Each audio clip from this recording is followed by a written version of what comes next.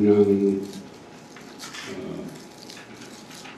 술회의 이런 것을 한다고 보는 얘기도 감회가 깊었습니다.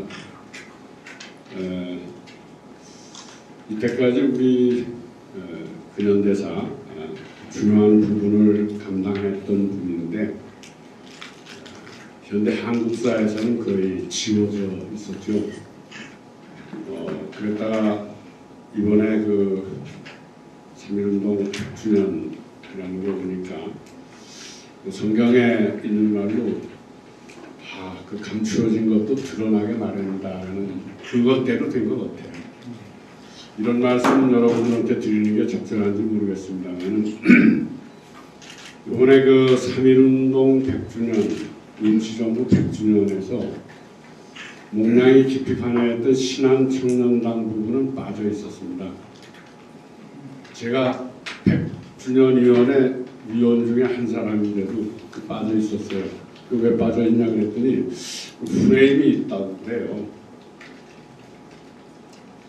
그 3.1운동 임시정부 김구 이렇게 돼 있는데 거긴 포함이 안 된다고. 그래서 잘 알았다고.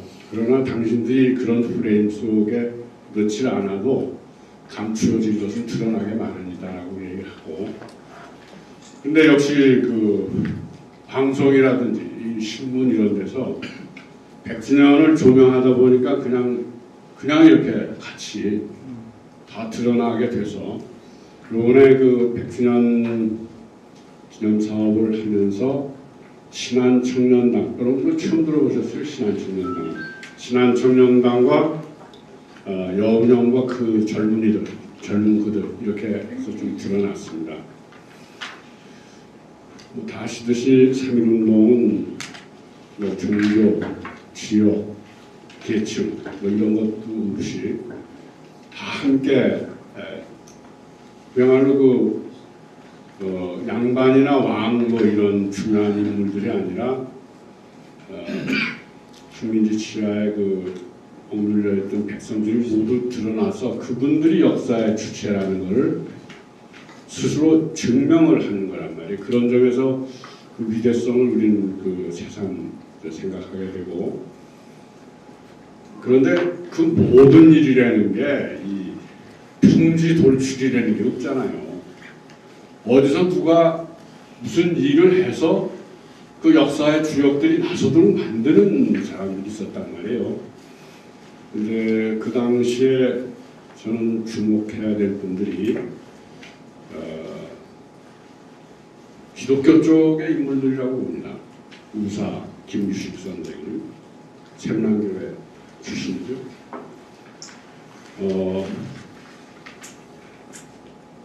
이 목량 선생도 승동교회 조사라고 그랬나요? 목사 본문들을 옛날에 조사 출신이었고 거의 그 기독교 쪽 분들이 많이 관여했어요.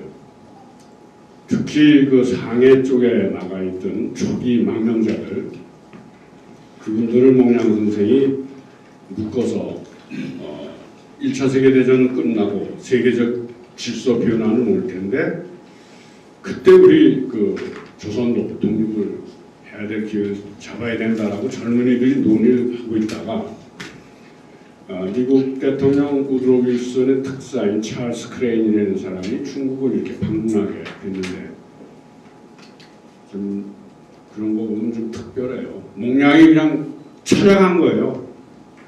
크레인을. 그리고 우리도 좀 독립할 기회를 좀 당신들이 좀 모색해달라. 그리고 우드로 윌슨 대통령한테 우리가 편지를 쓰고 싶다. 생전 보통도 보지도 못한 청년이 와서 막 열정적으로 매달리니까 그러라고 내가 전달해 주겠다. 그래서 쓴 그 독립청원서가 윌슨 대통령이 쓴 게 이번에 그 이화대학에 있는 정병준 교수가 작년인가 그 콜롬비아 대학의 찰스 크레인 가족 문서철 속에서 그걸 찾아냈어요. 진짜. 장덕수 선생하고 목량 선생이 직접 영어로 작성한 연구자들도 그런 거 하나 찾아냈을 때 얼마나 기쁘겠어요. 며칠 전에 만나서 저희들 와서 강연해 주는데 정말 기쁘다고 그러더라고요. 그걸 찾아낸 게. 보냈다는 것만 알았지 어디 있는지도 모르고 그랬는데, 그렇게 그 당시 그 청년들, 뭐 조동호 선생, 이광수 씨, 이광수, 또 뭐 최익한 선생, 이런 사람들이 모여서 만든 게 신한청년당이었어요. 왜 신한청년당이라는 걸 만들었냐? 크레인더로 얘기를 하니까 임시정부가 있든지 정당이 있든지 그래야지 당신네들 청원한다는 거 누가 대표하는지 보낼 수 있지. 아무것도 없이 어떡하냐. 그래서 부랴부랴 만든 게 케말 파샤의 터키 청년당을 모방을 해서 신한청년당, 뉴 코리아 파티를 만들었어요. 그리고 그 대표로 그 우사 김비식 선생이 뽑혀서 강화에 갔고, 뭐 그 중간에 일은 아마 지난 3월 1일 날 KBS 방송에 나왔어요. 신한청년당의 젊은 그들. 거기 좀 자세히 그려져 있습니다. KBS 다시 보기에서 한번 들어가 보세요. 저는 이제 그때 당시에 그 청년, 특히 그 중에 기독교에 깊이 인연을 맺었던 분들이 다른 부분보다도 세계 정세 변화에 눈을 먼저 뜬 거예요. 윌슨 대통령의 특사를 그냥 밀고 들어가서 만나가지고 이거 좀 보내달라고. 또 그렇게 요청을 하면 받아들여질 수 있다는 것도 또 아는 게 기독교 쪽 청년들이었어요.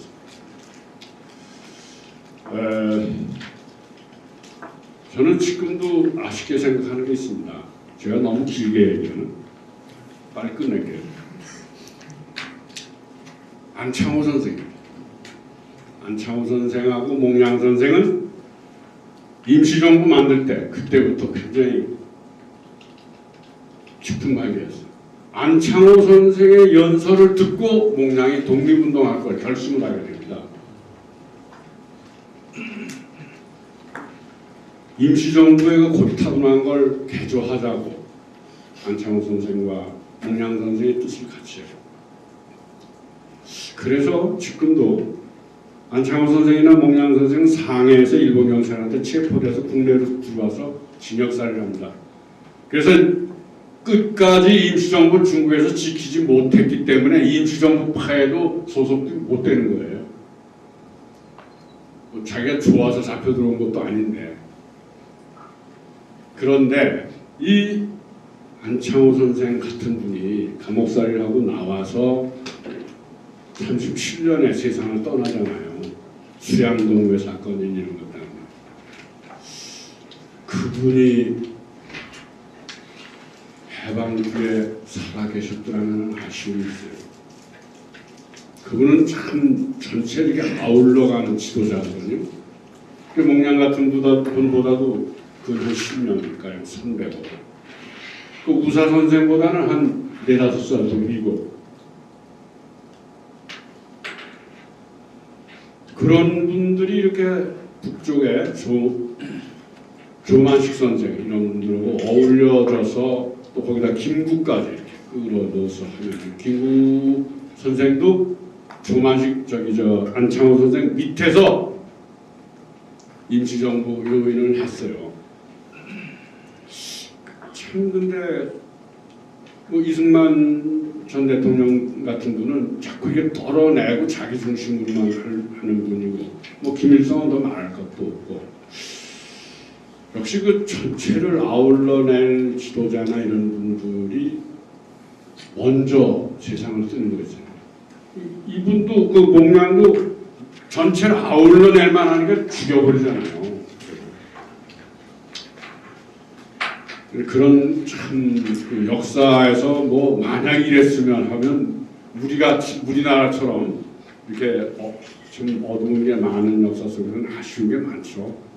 안창호 선생 같은 분이 살아계셨더라면 더 훌륭히 해냈을 거다. 그리고 특히 미국과도 흥사단 같은 그런 미국을 중심으로 했던 조직이 있었기 때문에 미 군정에서도 굉장히 기대하고 좋아했을 거예요. 이런 얘기 자꾸 해보면 좀 안 된 거는 그때도 좀 안쓰럽기도 한데요. 저는 지금 요새 얘기로 좀 돌아가서 이 목회자들도 많이 계시고 교회 쪽에 일하시는 분들이 계실 텐데 걱정되시잖아요. 한국 교회가 그렇잖아요. 이럴 때 오히려 남북의 화해, 협력, 교류 이런 쪽에서 교회 쪽에 애를 써야 되는데 사실 지금 정말 큰일이거든요.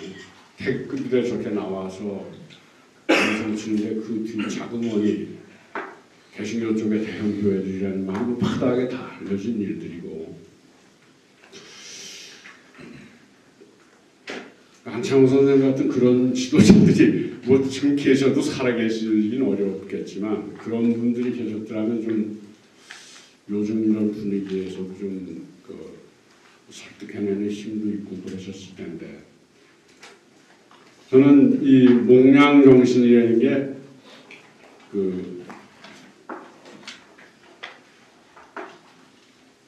민족을 배반했던 친일만 빼놓고 웬만한 이 세력들은 다 함께 묶어서 통일 정부를 세우자는 거였거든요. 이분한테 좌익 어쩌고 하는 거는 이분이 1919년 3.1운동 전후 시기에 투철하게 깨달은 게 있었어요. 목량이. 독립운동을 하려다 보니까 외국 다른 나라들 도움도 받고 그래야 되는데 1차 세계대전에서 일본이 승전국, 전승국 편에 들어있었습니다. 그런데 영국, 미국, 프랑스 이런 나라들이, 네덜란드 이런 나라들이, 구미 국가들이 전부 일본 편을 드는 거예요. 목량이 왜 잡혀오신지 압니까? 말레이시아하고 이 필리핀 이쪽에 중국의 야구팀, 축구팀 이런 대학생들을 데리고 원정을 갔어요. 그분이 스포츠맨 아닙니까? 말레이시아, 싱가포르 와서 영국 영국 제국주의를 비판하는 연설을 했어요. 근데 영국에서 앙심을 품고 목량이 상해에서 어디 야구 경기하는 걸 구경 갔는데 일본 경찰한테 알려서 영국 쪽에서 알려서 일본 경찰이 와서 그래서 체포돼서 여기 합성돼 들어왔어요. 그런 시국이었기 때문에 목량 입장에서는 그때 당시 1920년대 초기 당시에 유일하게 식민지 해방, 피압방 민족의 해방을 돕고 대의의 지지를 보냈던 게 소련 한나라예요. 소련 한나라예요. 그러니까 김규식 선생까지 함께 모스크바에 가고 그랬잖아요. 그 뒤에는 달라졌죠.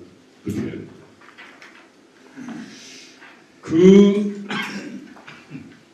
식민지 제국주의 시대에 아마 나라 독립을 바라고 열심히 했던 사람들 중에 상당수가 사회주의 이쪽으로 기울었던 이유는 그런 점이 있었던 겁니다.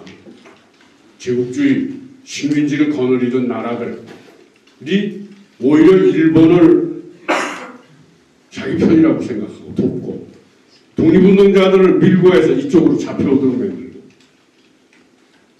이랬단 말이에요. 그래서 그 당시에는 아마 불가피한 선택이 아니었나. 그러나 그 뒤에 일본이 만주 사변 일으키고 중국 대륙을 침략하고 그러면서 영국이나 미국과 일본이 부딪히게 되고 그럴 때 다시 이제 미국이나 영국이나 이런 나라들이 자세가 달라지고 한국 독립운동에 대해서 외면을 하지 않는 이제 그렇게 또 상황이 변하게 되는 거죠. 그 뒤에는 우리 독립운동자들도 많이 태도들이 바뀌어서 소련 스탈린의 일국 사회주의, 저희들 이기적으로 그 사회주의 이념을 이용하는 것도 이제 알게 되고 그래서 바뀌게 됩니다만, 여하튼 이 우리 기독교 쪽이 목량의 그런 이 좌우 합작 운동이라든지 이런데 상당히 적극적으로 이렇게 합류를 하고 그랬잖아요. 강원영 목사님은 초기에 좌우 합작위원회 청년위원으로 들어갔었습니다. 46년에. 그때 좌우 합작위원들 사진 찍은 데 보면 유일하게 청년으로 강원영 목사가 들어가셨어요. 그리고 마지막까지 그 기독교 쪽에서 여러 가지 서로 도움을 주고 이러셨는데, 지난 한 70년 이상 동안을 목량이 우리 역사에서 이렇게 지워져 있는 듯한 그 상황이 된 것을 이제 좀 이렇게 다시 알아보고 남북이 화해 협력하려면은 결국은 목량, 우사, 김주식, 그리고 조금 뒤늦게 시작하셨지만 백범기우 이런 쪽으로 이렇게 돌아갈 수밖에 없다.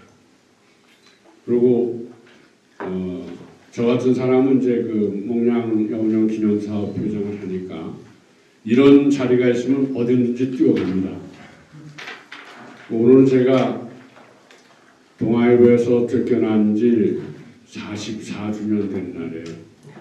75년 3월 17일 날, 어제가 일요일이어서 오늘 지금 그 프레스센터에서 기념식이 진행되고 있습니다.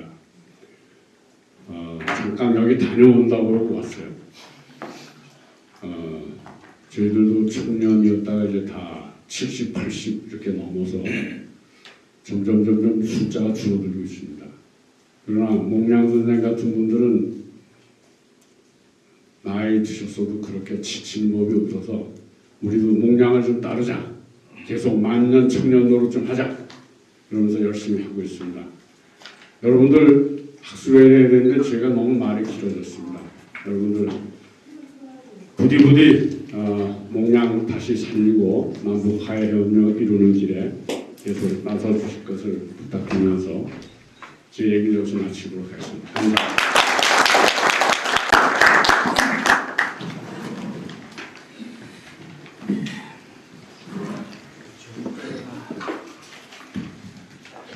좀 깊게 더 많이 연구를 해서 이 자리에 섰어야 되는데 그냥 섣부른 지식 가지고 이 자리에 나온 것 같아서 죄송한 마음이 있습니다. 이번 기회를 통해서 더 많은 공부를 하겠다 다짐하면서 그동안 목양에 대한 여러 연구 논문들을 찾아보면서 목양의 기독교적인 이해, 기독교와 관계된 목양에 대한 이해가 상대적으로 많이 적었고, 그리고 그 기독교를 말한다 하더라도 그 기독교를 이해하는 목양의 기독교성 속에 이 한국의 고유한 종교들의 영향력이 얼마나 또 있어서 이승만류의 기독교와 얼마나 또 달랐던 기독교를 말하고 있는가, 이런 점들도 저에게는 또 주목거리였습니다. 아까도 말씀하셨지만 목양을 보면서 목양과 관계된 기독교 신학자, 목회자 세 사람이 떠오르는데, 첫 번째가 가나안 농문학교 김용기 장로님입니다.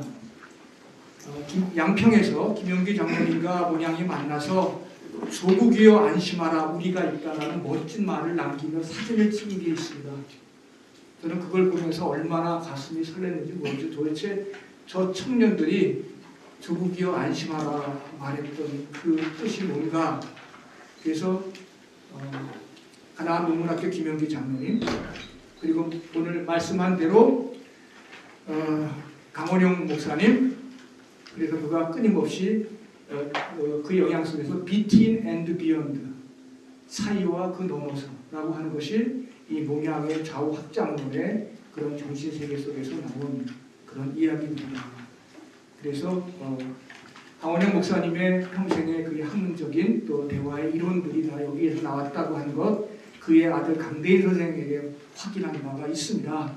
세 번째로 중요한 인물이 바로 이대에서 가르쳤던 박순경 선생님, 자기 인생에 가장 큰 영향을 미쳤다고 고백하는 분이 바로 몽양 여운용입니다. 그가 전공했던 칼 바르트와 작별 인사를 고하고 더 이상 칼 바르트 쳐다보지 않겠다, 작별 인사를 고하고 몽양에 대한 연구를 깊이 하면서 주체사상과 대화를 했던 우리 박순경 선생님, 이 세 분이 아마 몽양과 아주 직접적으로 관계된 우리 기독교계의 어른들이 아닌가 싶습니다. 여기에 보면 이 첫 마디가 아까 말씀한 대로 몽양을 회유하려고 일본 의회에서 당시 조합교회 목사들을 앞세워가지고 몽양을 일본에 초대를 했습니다. 임정에서는 다 반대했죠. 근데 끝까지 몽양을 믿고 보내준 사람이 바로 도산 안창호였습니다. 도산 안창호 선생의 큰 신뢰가 없었다면 몽양은 일본에 갈 수 없었어요. 하도 반대가 심해서. 그런 위협을 무릅쓰고 일본에 가서 일본 기자들 앞에서 했던 연설의 한 대목이 한국의 독립운동은 세계의 대세요 신의 뜻이며 한민족의 각성이다 라는 말을 남겼습니다.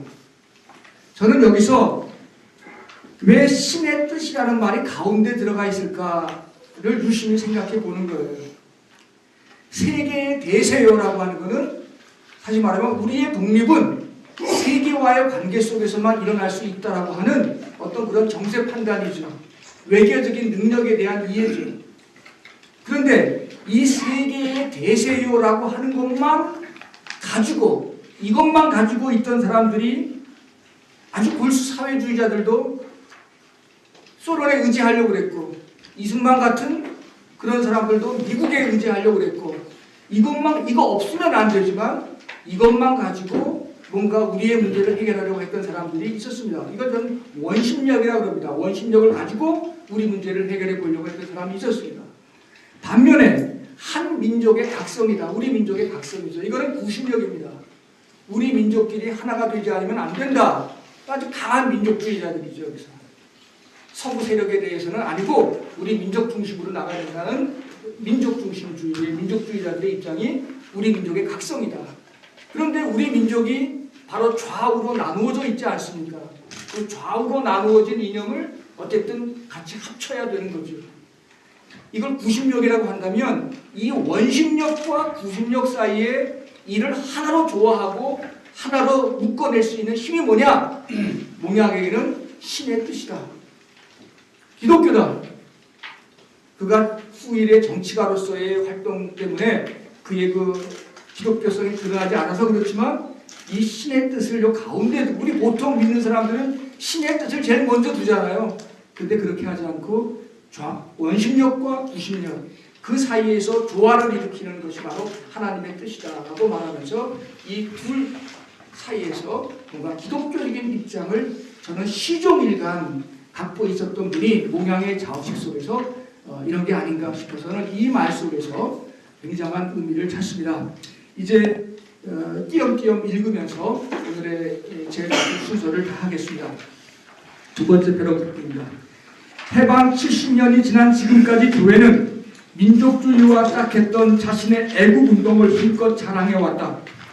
이 땅의 정부 역시 민족주의에 근거한 우파적 시각에서 건국 이념을 핍박하였다. 민족주의와 기독교가 독립을 위해 일제와 맞선 강력한 이념이었음을 누구도 부정할 수 없다. 하지만 분단 이후 남쪽을 지배해온 이들 두 이념은 사회주의 역할을 의도적으로 간과했다. 반공주의자 그리고 기독교인이었던 이승만을 국부로 여긴 탓에 독립을 위해 처절하게 싸웠던 사회주의를 배제했다. 정권에 등용된 옛 친일파들이 사회주의자들을 희생양 삼아 자신들 입지를 확보한 결과였다. 그러나 이제 평창올림픽 이후 남북한 평화 논의가 싹트는 현실에서 사회주의를 대하는 우리들 태도 역시 달라져야 옳다. 이 점에서 몽양 여운형의 좌우 합작론은 해방 전국 속 친반탄 논쟁에서 갑작스럽게 생겨난 것이 아니었다. 이미 일제 강점기에도 탈이념을 통해 민족 해방을 염원했기에 그는 종종 진보적 민족주의자로 불렸다. 사회주의 수용 여부를 두고 상해 임정에서 갑론을박하던 상황에서 여운형은 연해주 지역 한인 사회가 채택한 사회주의 노선을 적극 반영시켰다. 따라서 3.1 독립선언 발표 후 수립된 임정 속에 사회주의 요소가 이미 수용되었다고 말할 수 있다. 그렇기에 오늘의 건국절 논쟁은 사회주의와의 불필요한 갈등을 종식시키는 데까지 이르러야 마땅하다. 각주 3번 밑에입니다. 좌우 합작이란 지난한 이상을 포기했더라면 그는 결코 비운의 주인공이 되지 않았을 것이다. 혹자는 이런 그를 몽상가로 이상주의자로 여겼고 심지어 기회주의자란 말로 호도했으나 우리 역사 속에 몽양의 꿈과 이상이 없었다면 작금의 난제를 풀어낼 역량과 지혜도 찾기 힘겨웠을 법하다. 한 정치 철학자의 분석처럼 남남 간 이념 갈등이 남북한 평화체제의 발목을 잡는 현실에서 몽양의 꿈이 다시 소생되면 좋겠다. 당신은 실패했으나 지금은 성공해야만 하다. 그간 몽양 연구자들이 주목하지 않았으나 필자는 그의 좌우 합작론 속에서 기독교적인 요소 혹은 기독교성을 발견해 보고 싶다. 그것도 서양에서 건너온 서구적 기독교가 아니라 민을 사랑하는 토착적 기독교 신앙이 몽양의 이념적 배경이었다는 점에 초점을 맞춰 살피고 싶다. 그동안 정치가 여운형의 그림자 속에 가려져 평양신학교 출신의 전도자이자 설교가였던 그의 족적이 잘 해명되지 못했다. 그는 교회를 세워 전도했고 사람을 감화시킨 명설교가이기도 했다. 상해 임정 시절에도 그는 교회 지도자로서 자기 정체성을 유지하며 임정 자체보다는 거류민단 책임자로 활동했다. 그렇게 일제 치하를 거쳐 해방정국을 살았던 정치가 몽양의 좌우식 속에 기독교적 영향력을 찾는 일이 소중하다. 독립해방을 하나님의 뜻이라 확신했기에 통일을 위한 좌우 합작의 신념 역시 이런 선상에서 살필 여지가 있다. 사회주의를 비롯한 묻이념을 접해 배웠으나 그를 회통시킴에 있어서 기독교의 역할을 충분히 추정할 수 있다. 말했듯이 그를 추동한 것은 단순 서구적 기독교가 아니었다. 여운형의 선대까지 해월 최시영과의 만남이 잦았던 동학 추종자 집안인 것은 널리 알려진 사실이다. 그 자신도 중국 혁명 과정에서 양명학의 실천 정신을 배웠고 임정 시절 손종보 목사를 비롯하여 안창호, 신채호, 박은식 등의 종교 사상가들과 생각을 나누었다. 본글을 쓰는 과정에서 몽양이 지금껏 아직도 역사성을 의심받는 천부경에 대한 해설서도 썼다는 기록도 발견할 수 있었다.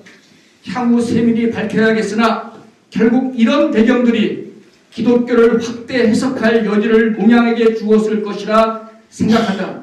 한마디로 민을 중심한 좌우 합작의 민족주의는 몽양의 정치 이념인 바 토착화된 기독교의 유산이라고 말하고 싶다. 1장 몽양 여운형의 기독교적인 배경. 지금 글을 쓰는 책상 앞에는 시알의 소리 몇 권이 쌓여 있다. 그중 2권의 첫 글로서 함석헌의 글 3.1 운동은 끝나지 않았다가 실려 있다. 주지하듯 전후 독일처럼 패전국 일본이 분단되었어야 했는데 우리가 희생되어 70년을 서로 적대하며 살아야 했다. 이 구조가 극복되지 않는 한 앞으로도 독립 스스로 서는 일이 어렵기에 함석헌의 말을 다시 가슴에 담는다. 필자가 이 시대의 독립운동을 통일운동이라 칭했던 것도 이런 이유에서다. 이를 위해 1919년 당시 민족 대표들 다수가 종교인이었듯이 이 땅의 종교가 다시 나서주길 기대한다. 무엇보다 당시 손병희의 천도교에 의지했던 기독교가 그를 대신해 통일주역되기를 갈망하며 100주년의 해를 맞고자 했다. 이런 중에 몽양 여운형의 기독교적 배경을 알게 된 것은 기쁨이었다. 민족주의와 사회주의 그리고 기독교를 아우른 위대한 독립운동가를 발견한 것이다. 후술하겠으나 그의 기독교 신앙이 유교는 물론 대종교와도 갈등치 않았기에 더더욱 돋보였다. 오로지 민의 독립을 위해 모든 이념을 자신 안에 융합시킨 시대를 앞선 존재였다. 하지만 지금껏 출간된 몽양 평전들 속에서 독립과 통일의 여정 속에 녹아든 기독교성에 대한 언급이 많지 않다. 윤경로를 비롯한 몇몇 기독교 역사학자들 그래서 기독교인 몽양의 족적이 소개되곤 했으나 필자가 관심한 좌우 합작문과 기독교, 즉 토착적 기독교성과의 관계가 적시되지 못했다. 본글을 쓰면서 몽양 기업사업회가 발족되어 해마다 추모 강연회가 열리게 되는 것도 알게 되었고 그곳에 자료들도 섭렵했으나 본 주제는 아직 미지의 영역으로 남아있다. 사료를 중시하는 역사학자의 시각에서 무게 있게 다룰 주제가 아니라 여길 것이나 신학적 상상력을 보태면 몽양 속의 종교와 정치 이 두 지평을 얼마든지 관계 기울 수 있을 것이라 판단한다. 경기도 양평 출신인 몽양은 당시 신흥 종교인 동학에 몸담았던 가게에서 자랐다. 조부와 숙부 등이 동학교도였음이 분명하다. 사람이 하늘이다라는 민이 중심된 수천 개벽의 교리들이 이들 마음을 빼앗았다. 해월 최시영과도 숱하게 만났던 이들은 동학 내에서도 출중한 인물 집안으로 평가되었다.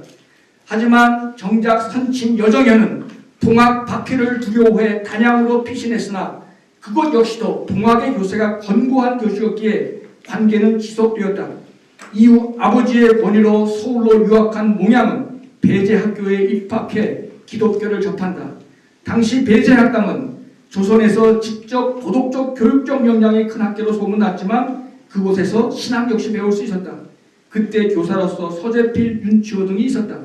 상동교회를 출석하며 전덕기 목사 등의 민족주의자들로 인해 민족의식에 눈을 뜨게 된 것도 이 시절이다. 나중에 일어난 백사인 사건의 주역들을 이곳서 만날 수 있었다. 당대를 지배하던 가부장제의 계급차별에 대한 반발심도 이 시기에 키워졌을 것이다. 하지만 1년 남짓 공부하다 몽양은 그곳과 결별한다. 종교의식을 의무 강제화시킨 것이 화근이었다. 이를 근거로 한 상벌 제도를 인정할 수가 없었다. 이후 몽양은 칠촌 숙부의 권위로 홍화학교에 입학했고 그에게서 양명학을 배운다. 숙부는 혁신유학의 신봉자로서 실천 사상을 강조한 지행합일의 정신에 매료된 사람이었다. 양명학의 핵심인 심증리, 칠양지 사상을 몽양에게 가르쳤고 실학의 가치를 전수하였다. 이를 근거로 부패한 유교 조정을 바로잡고 군주제가 아닌 민중이 중심되는 세상을 만들 수 있다는 숙부의 가르침에 몽양은 혼을 빼앗겼다. 조선사회 개혁을 위해 기독교보다는 양명학의 도움이 클 것이란 소견도 생겨났다. 하지만 연이어 모친을 비롯한 가족들의 죽음과 자신이 우상처럼 묻어뒀던 민용환의 자결로 몽양은 현실 기독교 속으로 되돌아온다.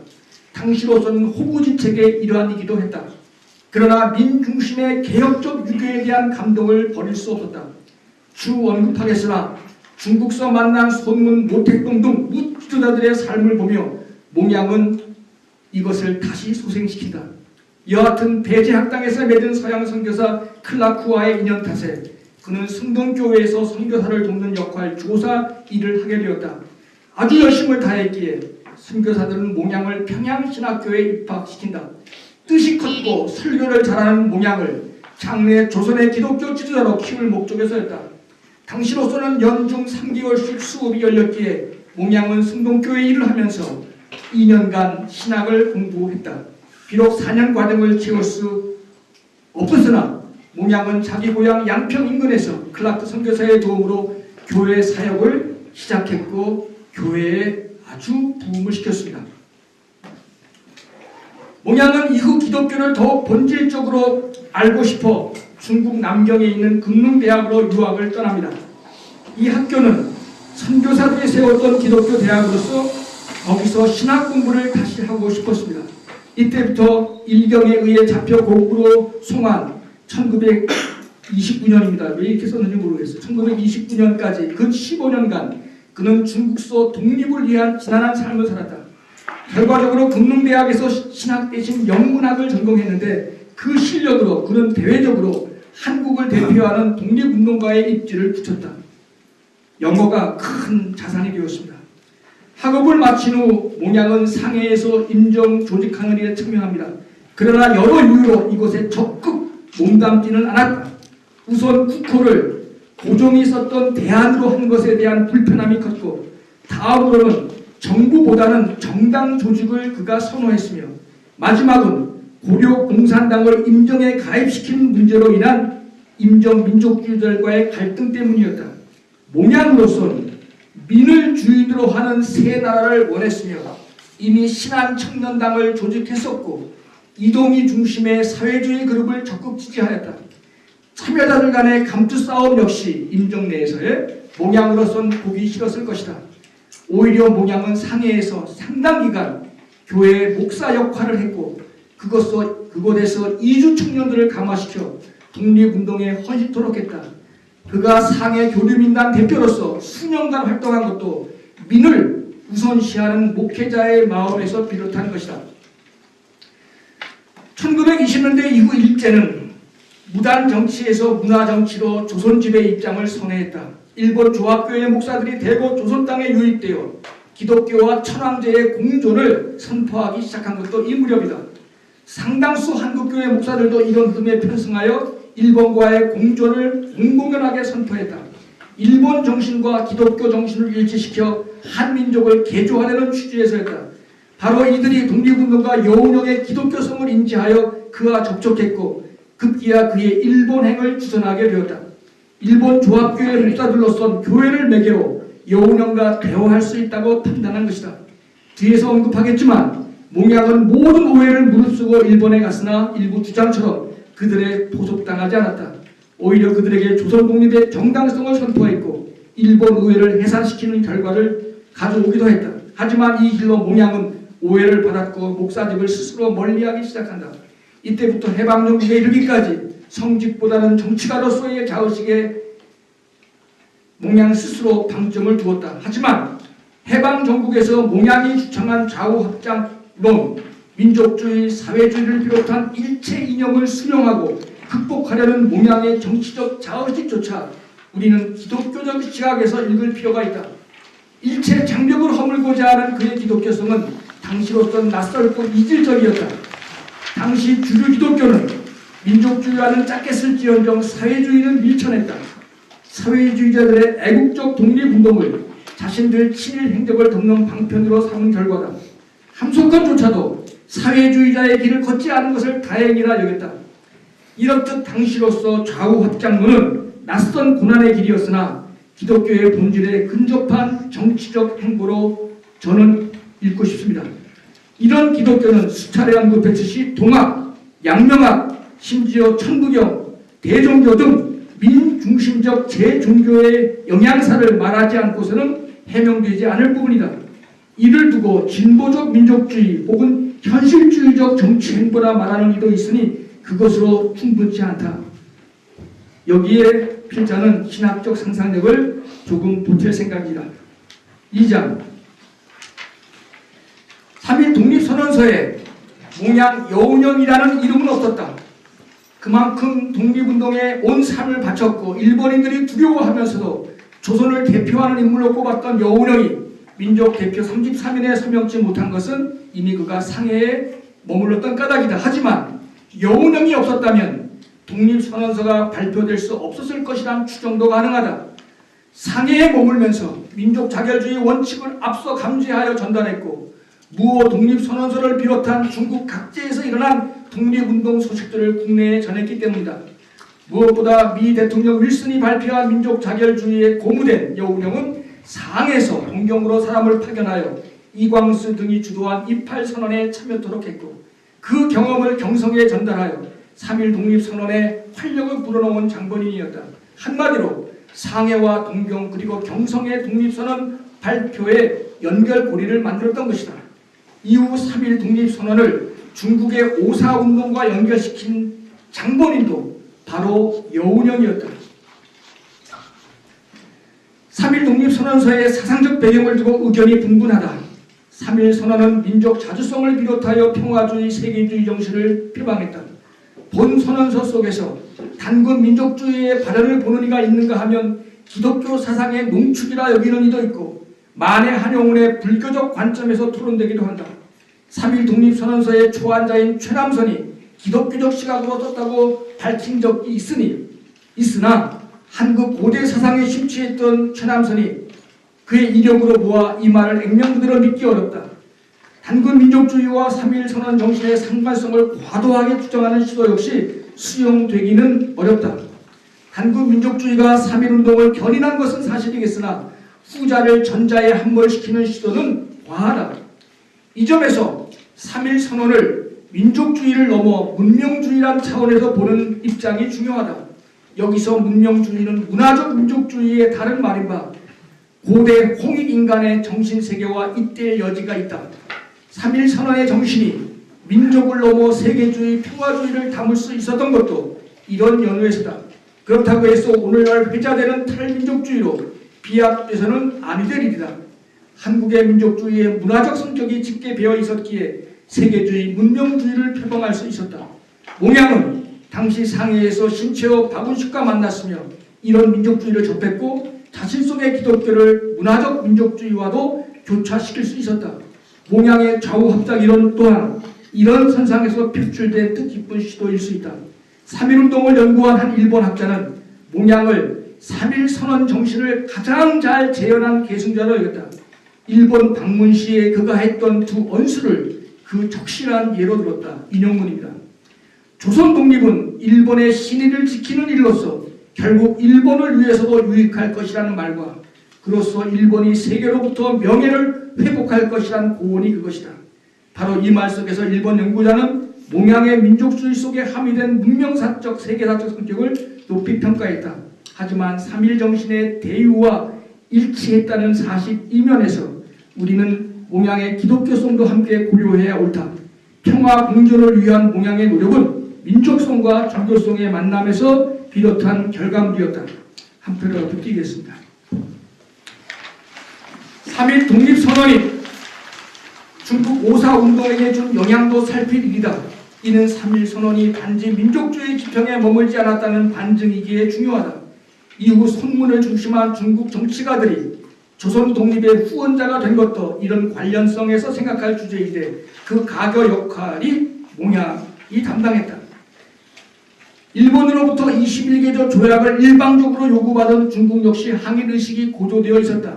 여순과 대련이 위치한 산동반도를 반환받기 위한 투쟁이 지속되었다. 이때 조선도 들려온 3.1 독립선언의 소식이 바로 중국 국권회복운동의 불씨가 된다. 조선민족 자결의 중국판이 바로 오사운동이었던 것이다. 중국 공산당 창시자 중에 한 사람인 진독수의 다음 말이 당시 두 사건의 관련성을 증명한다. 위대하고 성실하며 비장하고 정확 명료한 민의를 바탕하여 세계 혁명사의 신기원을 열었다.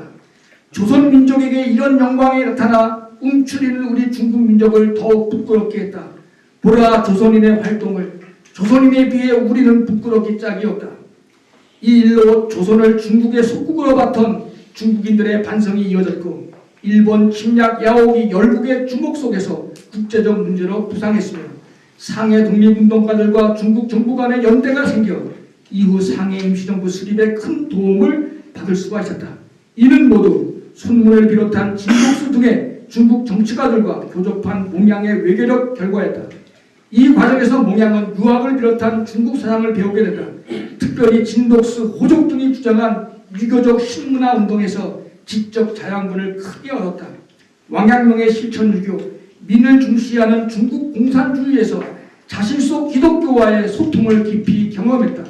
그가 해방 정국에서조차 일신상의 유분리를 떠나 사회주의를 품고자 했던 것도 이때에 배운 것이 영향을 미쳤습니다.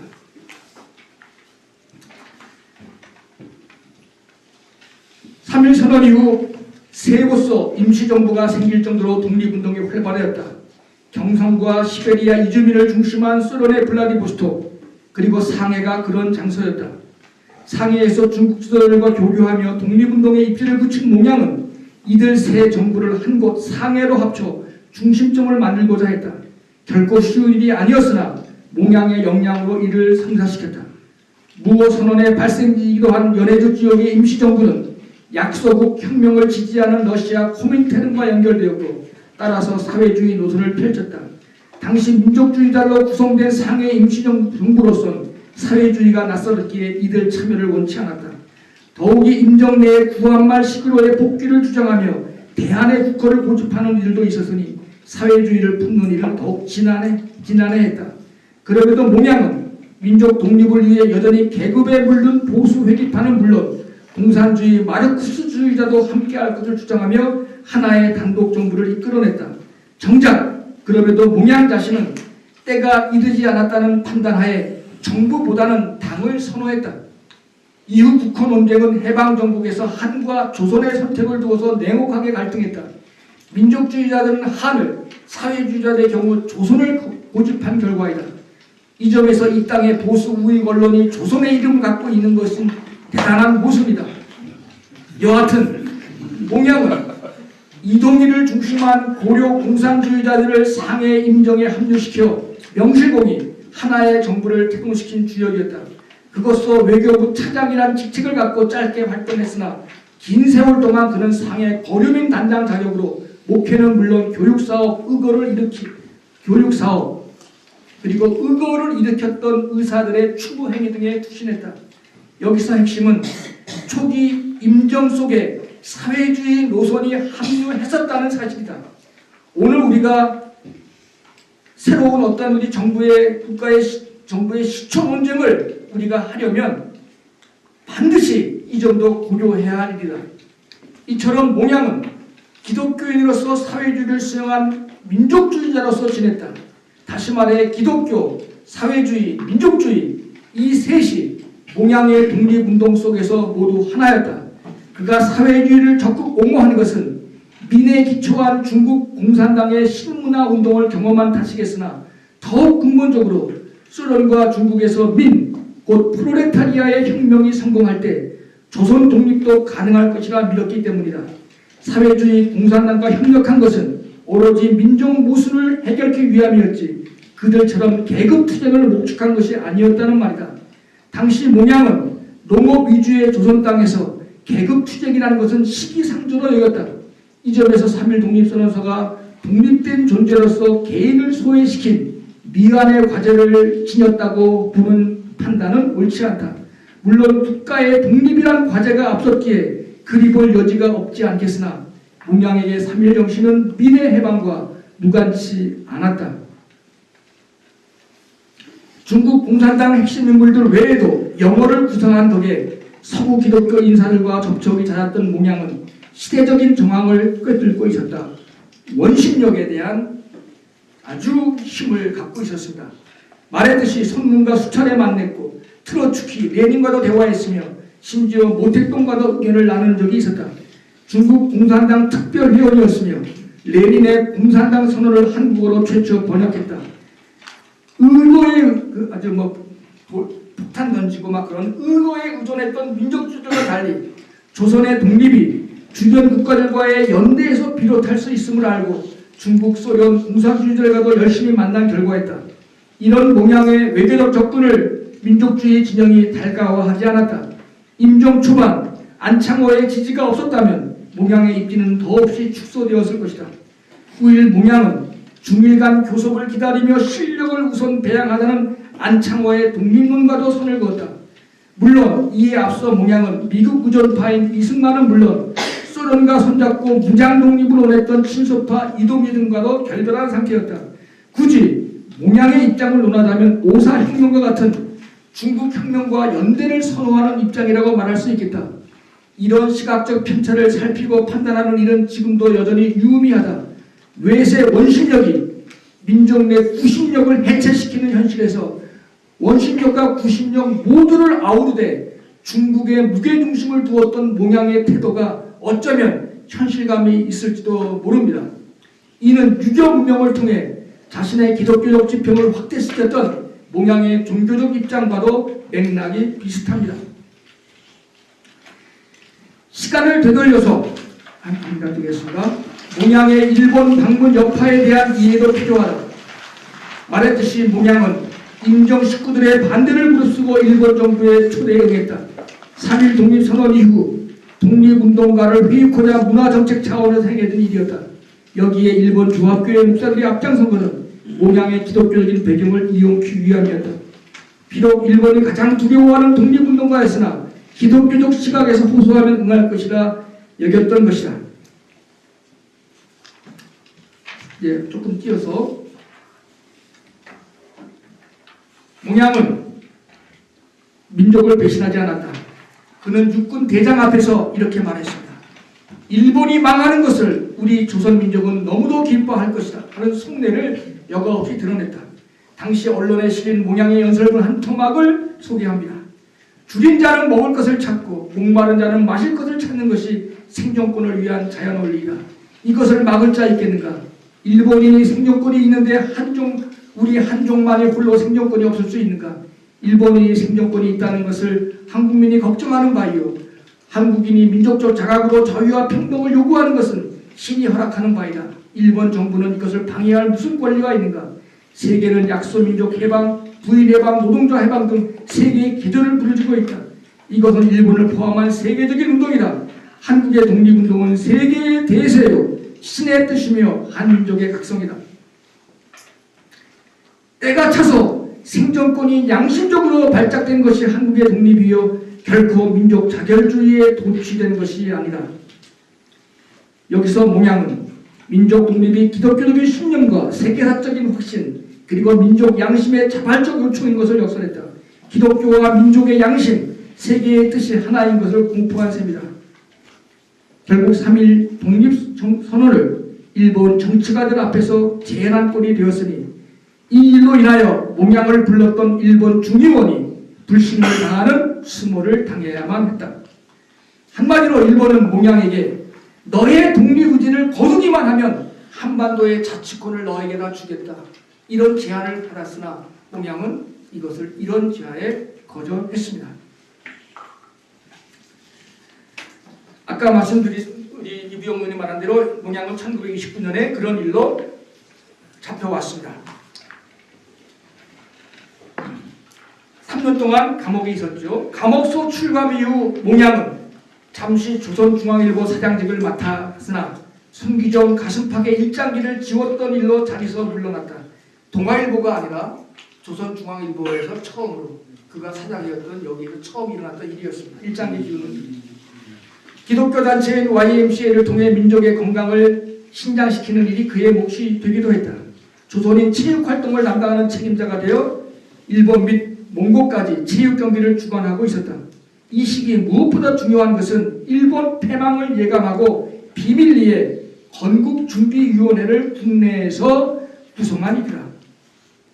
당시로선 이승만, 김구, 김일성조차 그의 이름을 들어보기 어려울 정도의 그런 이른 시기에 몽양은 건주리를 만들어내면서 독립에 대한 준비를 하고 있었습니다. 그만큼 원심력에 대한 감각이 이만큼 뛰어난 이가 없었습니다. 3.1 독립 3장 3.1 독립선언 시기로부터 시작된 몽양의 독립운동은 해방 후 분단 극복의 과제로까지 이어졌다.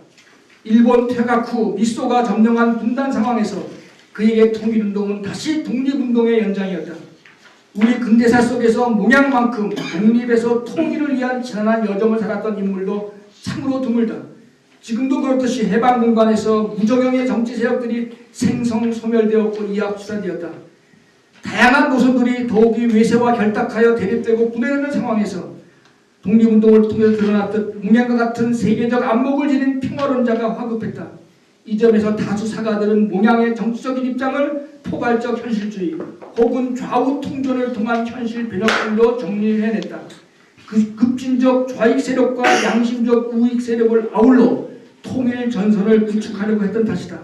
여기서 양심적 우익 세력이란 이승만 추종자들을 제외한 김구, 김기순과 같은 민족주의자를 일컫는다.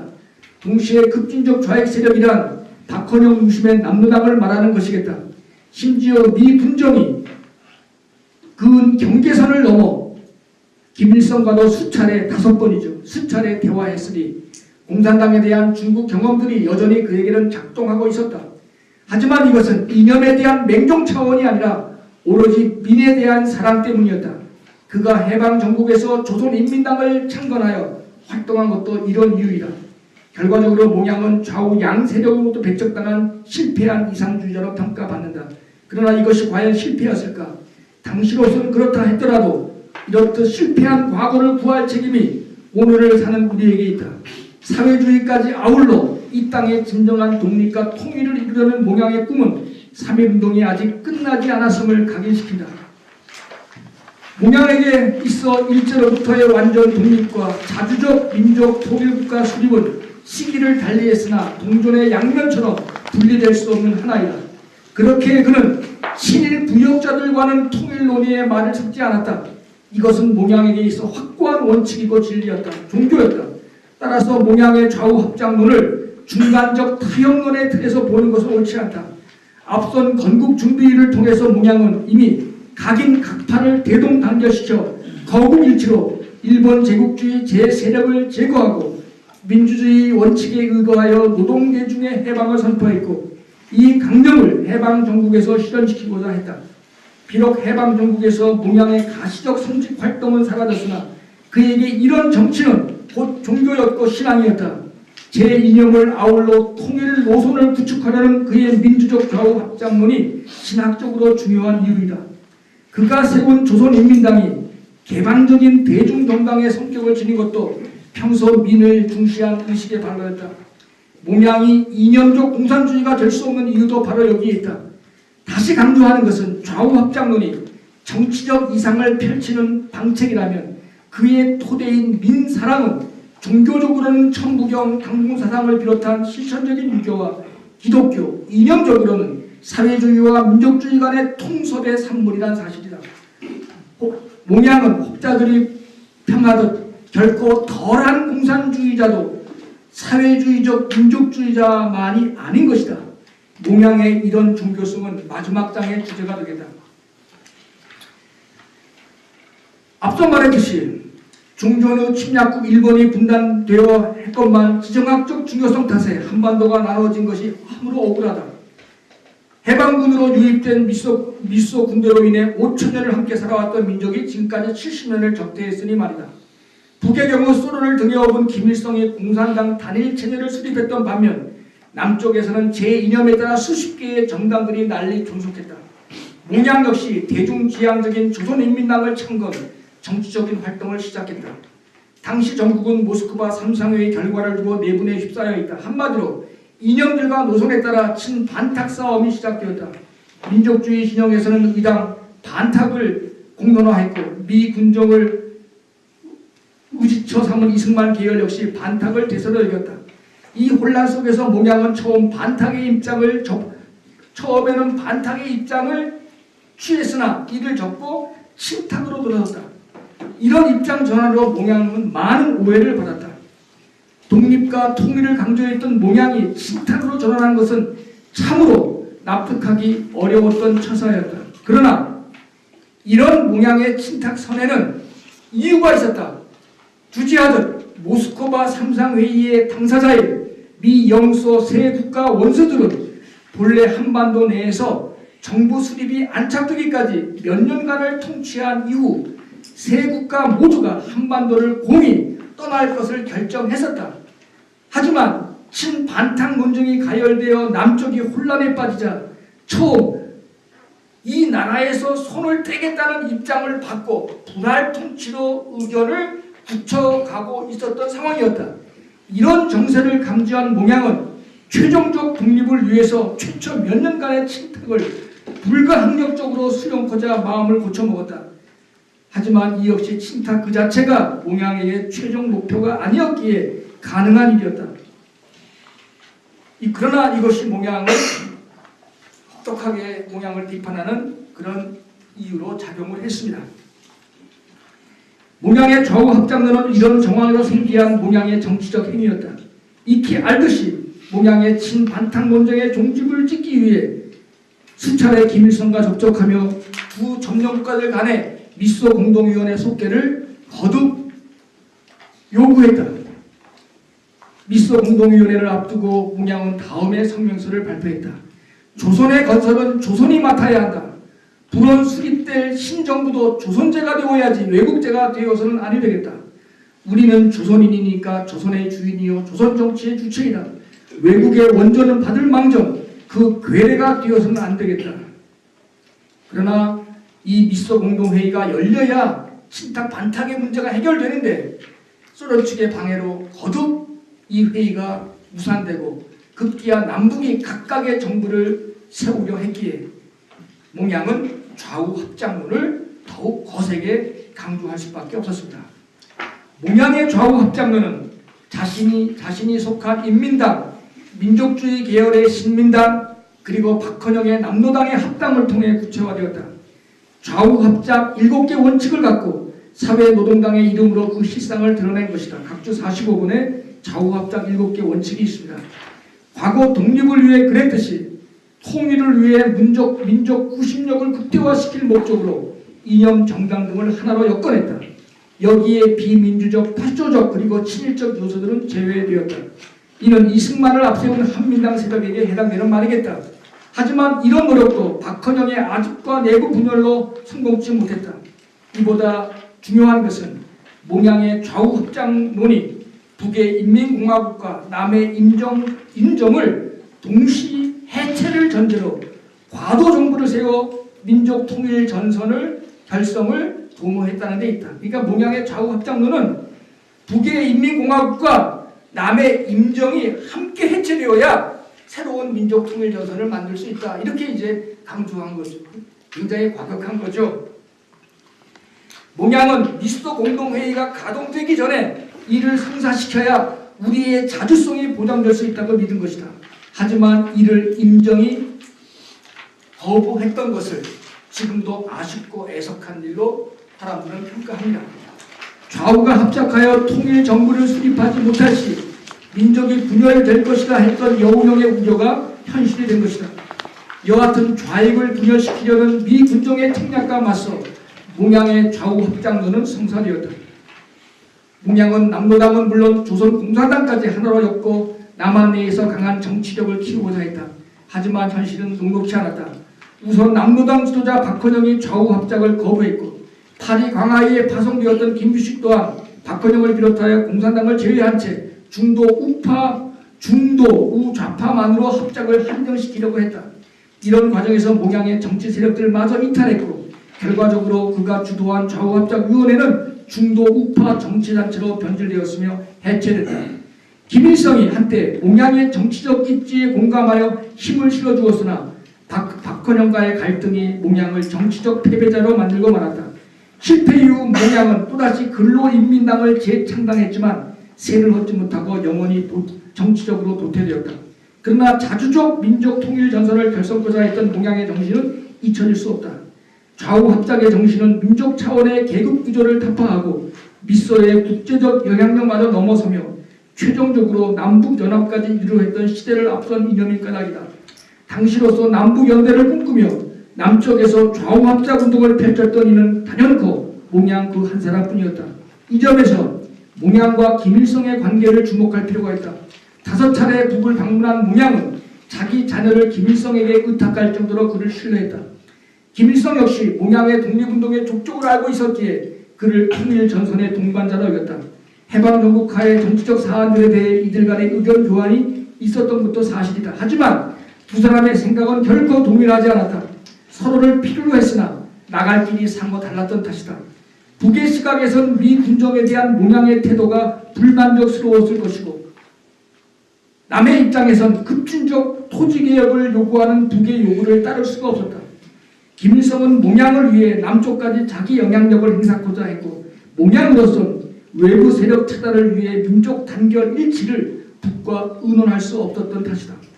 이처럼 몽양의 좌우 합작론은 비록 실패했으나 궁극적으로 남북 연대를 위한 초석이 되길 바랐다.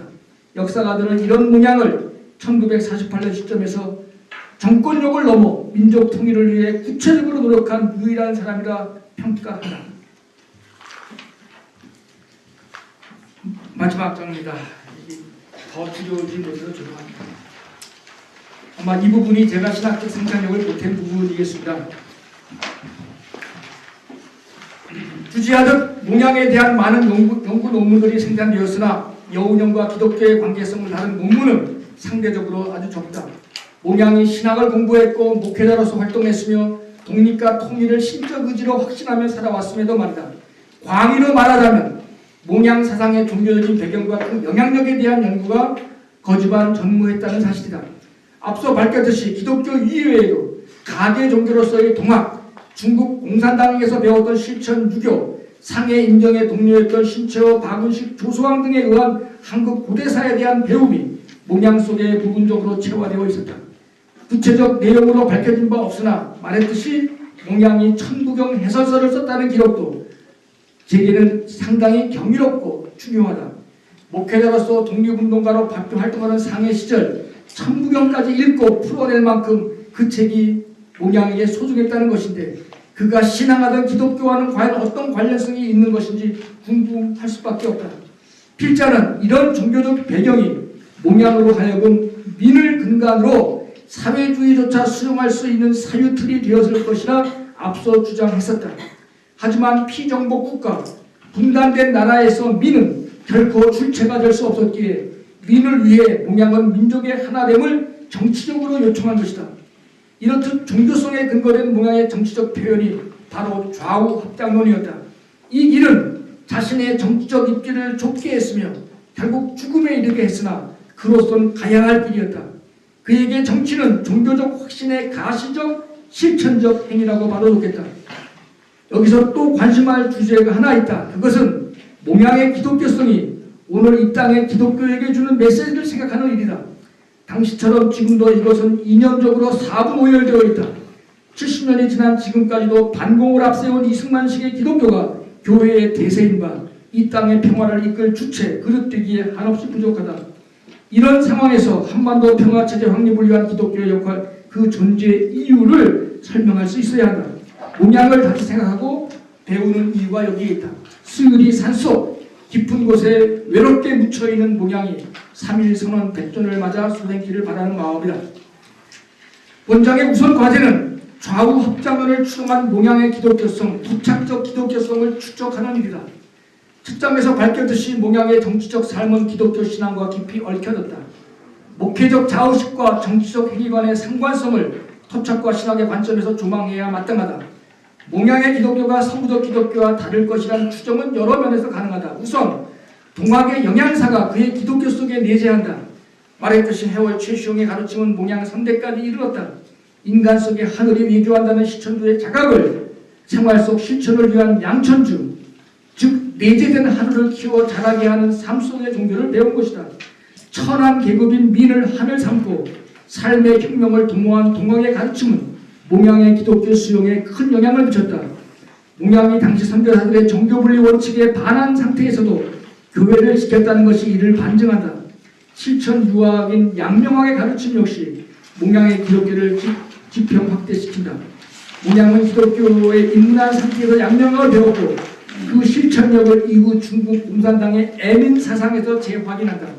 본디 양명학은 국가 중심의 유학이 아니라 민을 중시하는 개혁적 유학이었다. 개개인의 마음을 어떤 외적 경전보다 중시했던 탓이다.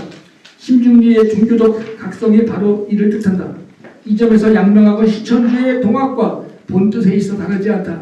지행합일의 정신 또한 양명학의 골자이다. 행하지 못하면 그것은 아는 것도 아니라고 하는 것이다. 지가 곧 행이란 말이겠다.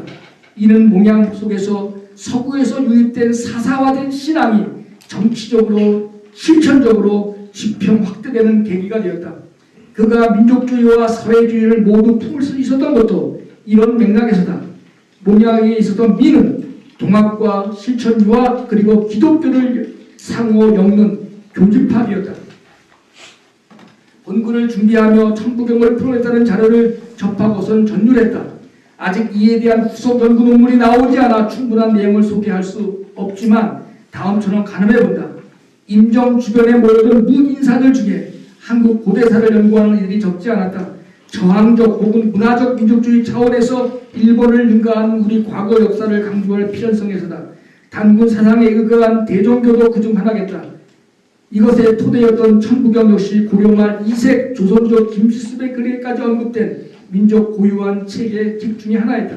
비록 주장을 굳이 삼은 조선을 경유하며 과거 역사를 말살시킨 일제에 의해 그 역사성이 의심되었으나 동학의 사상적 기원 역시 여기서 천부경에서 찾을 정도로 매우 중요하다. 한국적 사상가 다성 유영모 역시 본책을 순수 우리말로 번역할 만큼 중시했다. 한글을 창제한 천지인 3세 사상의 원리가 바로 천부경에서 비롯했다고 본 까닭이다. 본책의 핵심은 하경 속의 인중천지일 사람 속에서 하늘과 땅이 하나라는 말에 있다.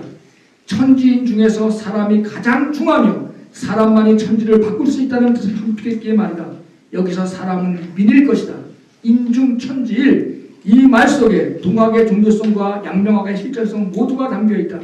몽양회에도 이 글이 눈에 들어왔을 것이고 자신 속 기독교 신앙과 접목되었음이 분명하다. 이런 한국적 사상이 그의 기독교를 정치화시켰고 사회주의를 아우르게 추종한 것이다. 이런 사상적 자긍심을 갖고 자주적 통일 전선을 통해 외세를 축출하는 것을 기독교의 과제이자 이를 수용한 자신의 과제라 여겼다. 이렇듯 몽양의 기독교는 세상에 갇히지 않았고 선교사들이 강요한 종교분리 원칙을 훌쩍 뛰어넘었다. 서구적인 타계적 개인적 신앙관도 단순히 무력화시켰다. 서구 기독교를 한국의 상황과 정신사 속에서 재구성했기에 가능한 일이었고 그 가시화된 열매가 바로 민중심의 좌우합작론이었다. 사회주의 노선을 수용했으나 무장폭력과 거리를 둔 것은 예수 삶을 이해했고 3.1 선언의 정신을 옳게 추정한 결과이다. 하지만 그의 기독교는 세계주의를 지향했기에 같이 동양평화를 말했으나 안중부처럼 일본 천황을 신뢰치 않았고 미소의 한계 또한 적시했고 그와도 투쟁할 수 있었다. 이제 좌우합작을 기독교적인 의미를 위해 말할 차례이다. 우선 좌우합작은 민족을 위해 몽양이 짊어진 십자가였다. 죽을 줄 알면서 갔던 기린가락이다. 체제 안에서 체제 밖을 홀로 상상하고 꿈꿨던 결과였다. 당시로서는 하늘의 가치를 이 땅에 실현시키려 한 것이다. 그렇게 그 길은 폭력에 의해 쓰러질지언정 비폭력 평화를 사랑하는 사람만이 걸을 수 있었다. 몽양은 바울처럼 민족을 위해서라면 민을 위해서라면 자신을 버릴 줄 아는 존재였다. 바울이 예수를 배척한 자기 민족을 걱정했듯이 몽양 역시 자주적 통일 노선을 만들지 못한 민족의 미래를 걱정했다. 그에게 민족은 구체적인 민이기도 했다. 일제를 비롯한 외세로 인해 이상중의 고통을 겪는 이 땅의 민초들이 민족의 다른 이름이었다. 예수가 그랬듯이 몽양 역시 이들을 위한 정치를 했다. 해방정국에서 그가 만든 당명에 인민이라는 말이 예외 없이 들어있는 것을 주목해야 한다. 정통 기독교는 교회를 그리스도의 몸이라 했으나 몽양에겐 민의 집합체인 민족이 바로 그리스도의 몸이었다. 이 몸은 각자의 역할을 갖고 있을 뿐 나뉠 수 없는 전체이다. 민족주의뿐만 아니라 사회주의 역시 몸을 위해 필요한 자양분이었다. 그렇기에 몽양의 좌우합작론은 인간이 쌓은 벽을 허무는 일로서 기독교적인 이념 곧 사랑의 정치적 표현이었다. 어느 한편에 서는 것으로 득을 얻는 시대였으나 몽양은 결코 넓은 길을 넘보지 않았다. 민족적 이념적 갈등이 외세의 원심력을 증폭시켜 분단 고착화를 초래할 수 있는 까닭이다. 그럴수록 몽양은 독립과 통일을 시대적 필연을 넘어 거스를 수 없는 하나님의 뜻으로 여겼다. 그에게 독립과 통일은 민을 중심한 한국 정신의 맥이자 동시에 신적 가치였다. 여운용의 말대로 좌우합작을 하고 침탁을 해서 삼상회의 결정대로 조선 민주주의 입장을 세웠더라면 70년 민족 분단을 미연 방지할 수 있을 터인데라는 한 시인의 말을 우리는 여기서 아쉽게 반복한다. 몽양 속에서 실현된 기독교 가치는 분단 체제를 확대 재상세워온 이 땅의 기독교에게 할 말이 많다. 한반도에 드리운 평화 기운의 성사를 위해 몽양과 같은 기독교성, 종교성을 담대한 정치적 역량의 소유자가 필요하다. 시대 필연적 정치 이념을 종교로서 확신하는 큰 사상가가 있어야 외세와 관계하면서도 한반도 평화를 주도할 수 있다. 2018년 오늘 우리의 상황도 몽양의 시대와 흡사하다. 한반도 평화 체제를 방해하는 주변국들이 여전히 존재한다. 나라 안에서도 변화를 욕망하는 북한의 의도를 온갖 말로 폄하하며 심각하게 의심하고 있다. 토착 외구들도 많았다. 해방 정국처럼 그렇게 외세의 원심력이 내부 구심력을 깨트려 한반도를 자국 이익을 위한 희생양으로 묶어둘 심산이 크다. 주지하듯 한반도의 분열은 세계 모순의 충초적 집약이자 그 결과였다. 그래서 6.25 전쟁을 민족 간 전쟁이 아니라 세계 전쟁의 일환이라고 말한다.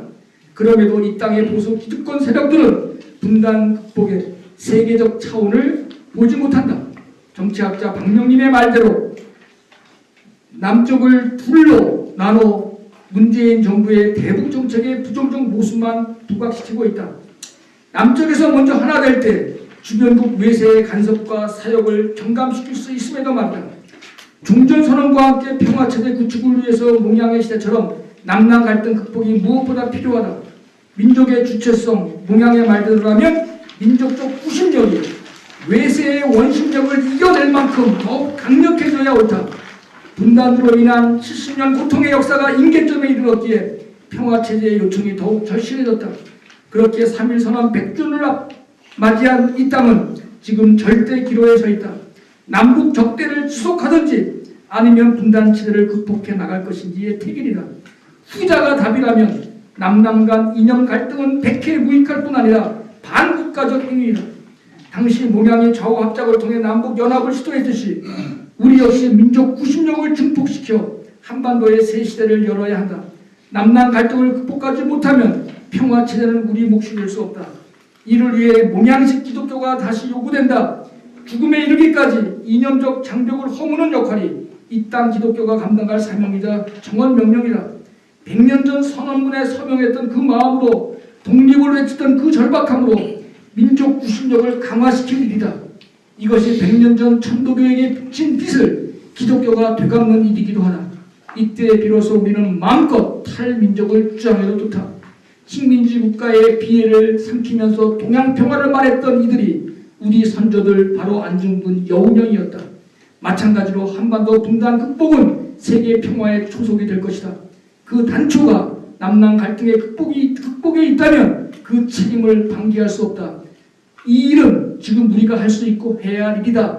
이를 위해 십자가에 달리려면 달려야 한다. 사람이 만든 이념을 부수는 것이 종교의 역할이기에 3.1운동의 주역임을 자처한 기독교가 이 책임을 맡아야 한다.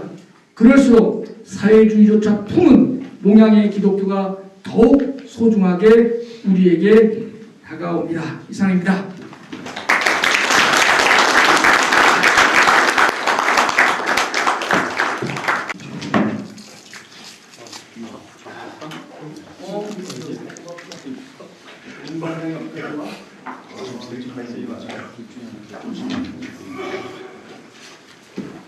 예, 오늘 내용만 잘 소화를 시키면 사실은 따로 그 여운형 평전을 읽지 않아도 많은 부분 이해할 수 있은 굉장히 중요한 또 자세한 글이었던 것 같고요. 또 이 부분에 대해서 신학적 상상의 어떤 토착한 신학의 영역까지도 다 아우르면서 대단히 아주 유익하고 성취한 강연을 해주신 것 정말 감사합니다. 이 시간에는 두 분의 논찬자께서 먼저 논찬을 하시고 그에 따른 이제 질문이 있으면 거기에 대해서 질문을 대답을 하시고 논찬자들 거기에 대해서 약간 미흡한 대답이 있으면 다시 한번 질문하시고 또한 이정배 교수님께서 다시 한번 논의를 해주시고 시간이 나오면 플로어에서도 한 2분 정도 질문을 받고 마치도록 하겠습니다. 먼저 감교 신학대학교 조지신학 교수님이신 김정숙 교수님께서 먼저 논찬을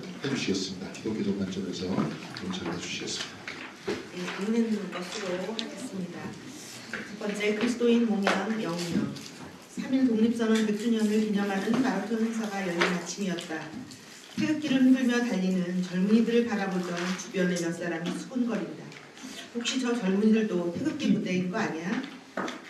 대한민국의 국기인 태극기가 언제부터인가 소위 태극기 무대라는 광기 어린 구주자들의 전유물로 전락됐냐?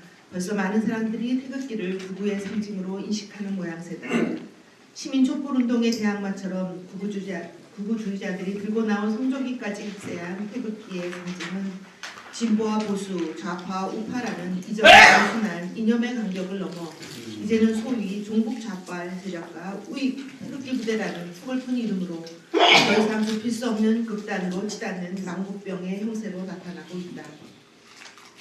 극단적 이념의 덫에 갇힌 채 다같이 공멸할 수밖에 없는 치명적 망국병에서 태극기를 해방하고 대한민국이 치유되는 것이 과연 가능할까? 한국교회는 망국의 현실로 치닫고 있는 이 공고한 대한민국을 구원할 수 있을 것인가? 도대체 이 진보한 싸움은 누구를 위한 것이며 이 극단적 분열은 과연 누구의 이익에 봉사한단 말인가? 최소한 자국의 생존과 자국민의 유익을 생각하는 것이 상식이라고 부르짖던 토마스 페인처럼 기독교 대한 감리의 목사이자 신학자인 이정배 교수는 고뇌 가운데 100년 전 일본 침략자의 총칼 앞에 독립선언서를 낭독하며 비폭력 평화 만세를 이끌었던 지도자들이 바로 종교인들이었으며 그 가운데 기독교 지도자들이 있었다는 사실을 상기시킨다. 때로 가짜 뉴스를 퍼뜨리며 때로 거짓 뉴스에 현혹되어 이념의 갈등을 부추기며 부원해동하는 현 한국교회의 부끄러운 자화상을 돌이켜 제도적 기독교, 이념적 프레임을 초월한 기독교의 본래적 가치로 곧 예수정신으로 공멸의 망국병으로 신음하는 이 나라와 이 민족을 보통화해야 하는 것이 곧 한국 기독교의 역사적 과제요 기독교인들의 당위적 책임이라는 것을 설득하고자 한다. 이를 위해 그가 택한 예시적 인물이 바로 몽양 여운형이다. 이정배 교수가 만나고 소개하는 몽양은 그저 우리에게 표면적으로 알려진 정치가 여운형이 아니다. 정치가 여운형 그 이면에 감추어진 다른 차원의 여운형, 아니 오히려 여운형을 정치 활동가의 삶과 죽음으로 이끌어간 그의 저변에 깊숙이 자리 잡은 기독교 신앙인 여운형이다. 그러나 종교적 틀 속에 가둘 수 없었던 인간에 대한 그리스도의 사랑이 십자가의 고난과 죽음으로 이어졌듯이 이정배 교수는 이념의 틀에 갇힐 수 없었던 몽양의 민족에 대한 사랑, 민에 대한 사랑이 죽임의 위협도 감수하면서까지 좌우 합작론을 통해 조국의 온전한 독립과 민족의 통일을 이루고자 했던 여운형의 통과 신앙으로 이어진다는 것을 보여주고자 한다. 극단적인 좌우 이념의 분열을 부추기며 반목과 적대를 지속하도록 방치하며 공멸로 가는 망국병의 결말을 마주할 것인가? 이념의 틀을 넘어 좌우가 아닌 하나의 민족으로 스스로 서고 평화통일로 자주국가의 길로 갈 것인가? 시간도 방법도 그리 녹록지 않다. 그러나 우리 민족이 선택할 수 있는 길은 그리 많지 않기에 남북과 북미가 대화의 물꼬를 두고 종전을 논하는 이 중대한 시기에 우리에게 하나의 길을 보여준 선구자 몽양 여운형을 소개하는 이정배 교수의 심정을 이해할 법하다. 여운형이 보여준 길, 곧 좌우합작 민족주의의 길은 탈이념적이며 더 나아가 초이념, 곧 이념을 초월한 기독교 신앙의 유산에서 비롯된 민을 사랑하는 실천적 신앙이라는 이정배 교수의 주장은 이 시대를 살아가는 한국교회 그리고 그리스도인들에게 대한민국 국민으로서의 마땅한 과제와 책임을 상기시킨다. 양지를 꿈꾸던 여운형, 몽양의 꿈을 다시 밝히다. 이정비 교수는 그동안 다른 학자들이 별반 관심을 기울이지 않았던 몽양의 성장과 성숙의 배경이 되는 그리스도교의 심오한 가치관과 그 영향력을 밝히고자 합니다. 몽양의 기독교 신앙의 유산이 바로 민을 향한 사랑과 민족의 독립과 통일을 위해 헌신의 삶으로 이끄는데 지대한 영향을 미쳤을 것이라고 말한다. 이정배 교수는 기독교 교인들에게조차 잘 알려지지 않았던 사실, 곧 몽양이 평양신학교를 다녔으며 전도자이며 설교자였으며 교회 지도자로서 활동했다는 사실을 지적한다. 그러나 이는 제도적 기독교에서 가졌던 그의 지위를 새롭게 밝히려는 것이 아니라 그리스도인 여운형의 신앙적 영향력을 강조하고자 합니다. 이정배 교수는 기독교 신앙이 몽양의 이념적 배경이었다는 점에 초점을 맞춰 통일을 위한 좌우합작의 신념 역시 독립과 해방을 하나님의 뜻이라는 그의 신앙에서 비롯되었음을 지적하고 있다.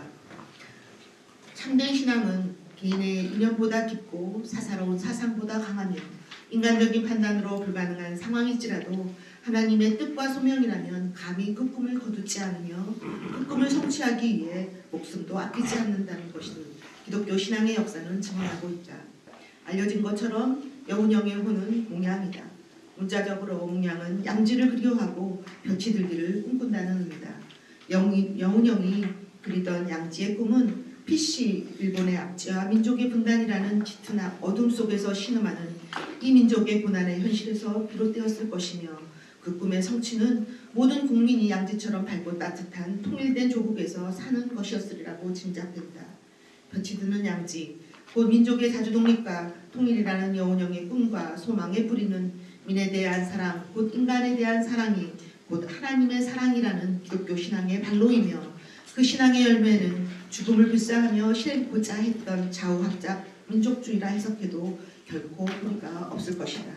이정표 교수는 이렇게 독립과 해방을 하나님의 뜻으로 여긴 몽양의 신앙의 뿌리는 서로를 겨냥한 좌우 이데올로기의 적개심과 폭력 속에서 조국의 독립과 민족의 해방을 이루는 꿈을 꾸게 하고 좌우합작의 신념과 실천이라는 삶의 열매로 나타나게 되었다는 것을 시사한다. 적대적인 극단의 이념의 대립을 좌우합작의 민족주의로 승화시켜 민족이 하나 되고 마침내 볕이 드는 통일된 조국을 꿈꾸게 하고 그 꿈을 성취하고자 죽음의 위협 속에서 좌우합작의 불가능한 신념을 실현하고자 했던 정치가 몽양의 깊은 뿌리에는 그의 기독교 신앙이 있다고 이정표 교수는 말한다. 이정표 교수는 이러한 몽양의 기독교 신앙은 단순히 서구에서 유입된 서구 기독교가 아닌 민을 사랑하는 토착적 기독교 신앙이었음을 주장한다. 토착적 기독교 신앙의 열매, 좌우합작의 민족주의.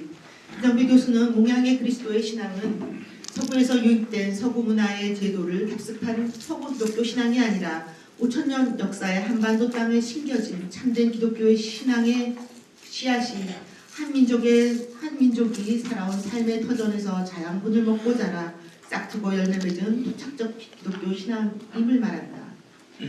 유대의 작은 정파로 시작된 기독교가 로마 제국의 식민지에서 헬레니즘의 사상과 접목을 통해 독특한 기독교 신앙과 신학을 형성되어 왔듯이 몽양의 기독교 신앙 역시 한반도의 토양에서 뿌리를 내린 토착적 그리스도교 신앙이라는 것이다.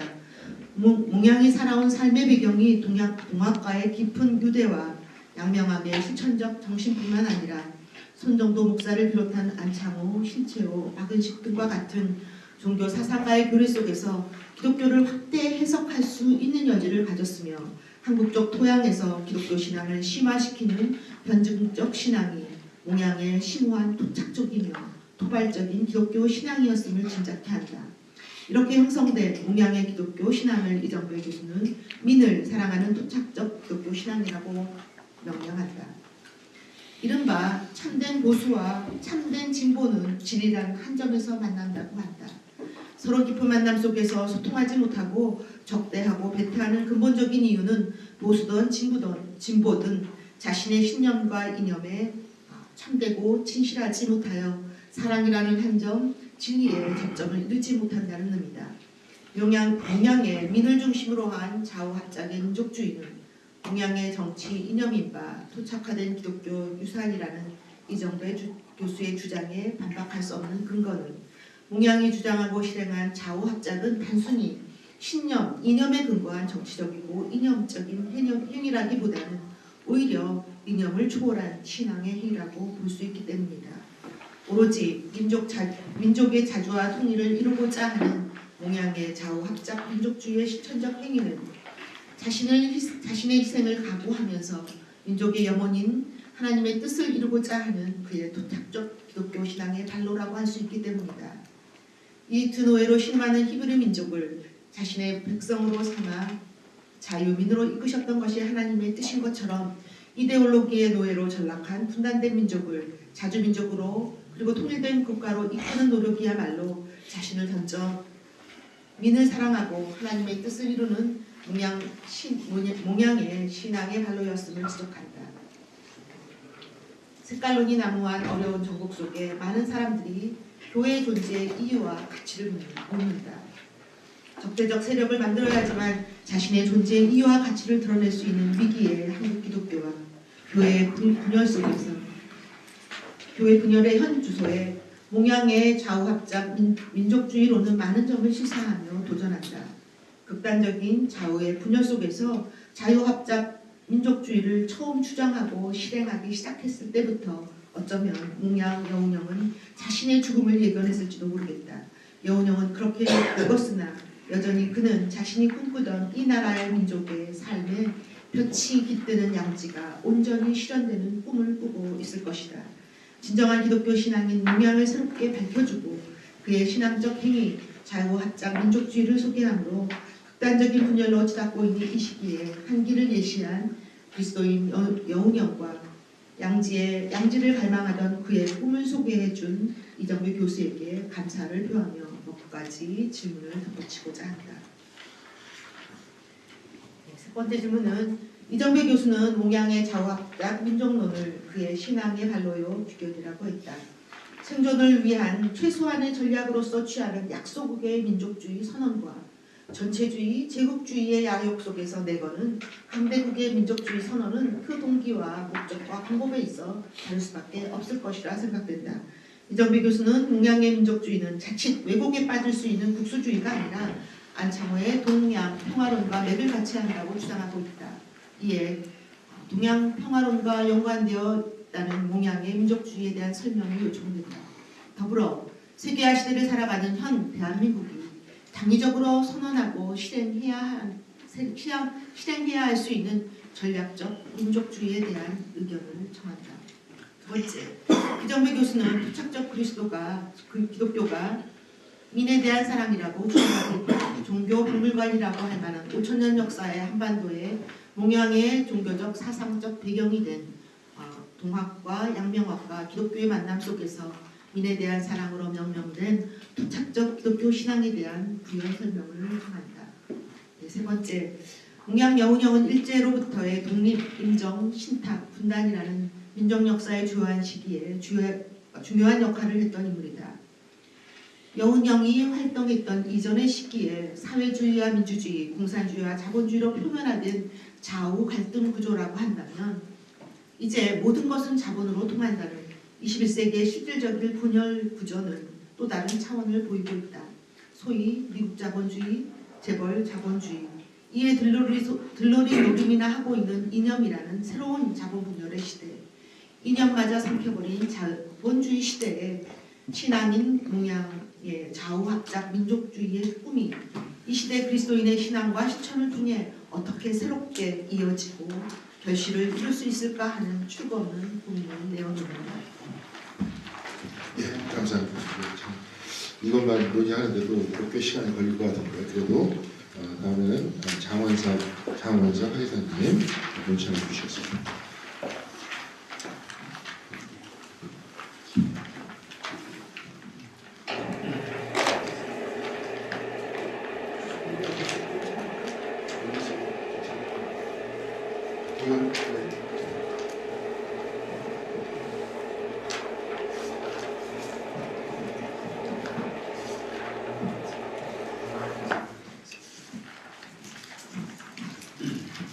네, 안녕하십니까. 몽양 여운형은 기념사업회 사무국장 장원석입니다. 생명 평화마당 포럼에 초대해 주셔서 감사드립니다. 기쁜 3.1운동 100주년을 맞이해서 개최되는 이번 포럼은 또 3.1운동의 모치를 짚인 몽양 여운형의 국립통일운동을 기독교적 관점에서 새롭게 진행한다는 점에서 더 의미 깊은 것 같습니다. 3.1운동 당시 기독교는 국내에서 천도교와 함께 3.1운동 전반에 있어서 중심적인 역할을 담당했습니다. 뿐만 아니라 국외에서도 1918년 여운형이 중국 상하이에서 조직하고 3.1운동에 도화선 역할을 했던 신한청년당의 여운형, 김규식, 서병호, 손우혁, 장덕수, 조동우 등 주요 당원의 상당수가 기독교도였습니다. 여운형은 1906년 혹은 7년 기독교에 입교한 이래로 중국 망명 초기까지 폭넓은 기독교 활동을 펼쳤습니다. 따라서 독립운동 당시 그의 활동과 사상을 이해하는 데 있어서 기독교 역할을 간과해서는 안 될 것입니다. 오늘 이정배 교수님은 논문을 통해서 그동안 미처 생각하지 못했던 여러 부분에 대해서 많은 육경을 받았습니다. 저는 오늘 발제문 중에서 몇 가지 부분에 대한 역사적 사실관계를 추가하고 사진 자료로 소개하는 것으로 제 소임을 대신하고자 합니다. 교수님께서 먼저 다들 말씀하셨지만은 여운형이 태어난 그 양평의 한양여씨 집안은 동학 제2대교사 최시영 때 조부인 여규신 그리고 숙부인 여승현 등 많은 일가가 동학에 입도했습니다. 특히 종조부 여규덕은 충북 단양군 남면 천동리에 있는 그의 집에 그 최시영이 경전 간행소를 발행하고 동학의 굉장히 연감조사를 간행했을 정도로 주요한 동학의 인물이었습니다. 그리고 1894년 동학농맹은 당시 여운형 시반은 전부 단양으로 이사해서 이듬해까지 머물기도 했습니다. 이러한 분위기에서 자란 여운형은 자연스럽게 동학의 인내천 평등 사상에 눈을 뜨게 되었고 이것이 이후 그가 기독교로 옮겨가는 그 사상적인 가교 역할을 했을 것으로 생각됩니다. 다음으로는 그 여운형이 그 신앙문과 기독교에 접하게 된 배경에 대해서 말씀드리는데 여운형은 1900년에 그 배제학당에 들어간 이래로 신앙문을 익히고 이때 기독교를 처음 접하게 됩니다. 여기 결정적인 영향을 준 인물은 먼 친척인 여병현입니다. 여병현은 뭐 강덕상 선생님이나 여러분들이 그 칠촌이라고 이렇게 얘기를 하시기도 하는데 아주 먼 친척입니다. 왜냐하면 여운형 선생의 그 할아버지 때 이전에가 한 5대간 독자로 내려옵니다. 그렇기 때문에 여운형하고 여병현하고 가까울 수가 없어요. 한 16촌, 17촌이 정도 될 것 같아요.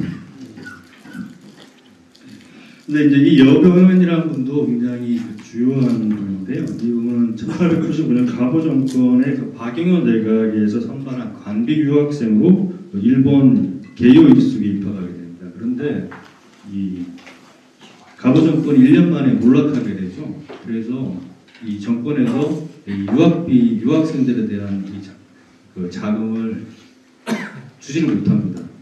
그래서 이 갔던 유학생들의 일부 여병현을 비롯한 일부가 캐나다를 거쳐서 미국으로 건너가서 여병현은 하워드 대학을 다니다가 다시 영국으로 건너가서 클리프 대학을 졸업합니다.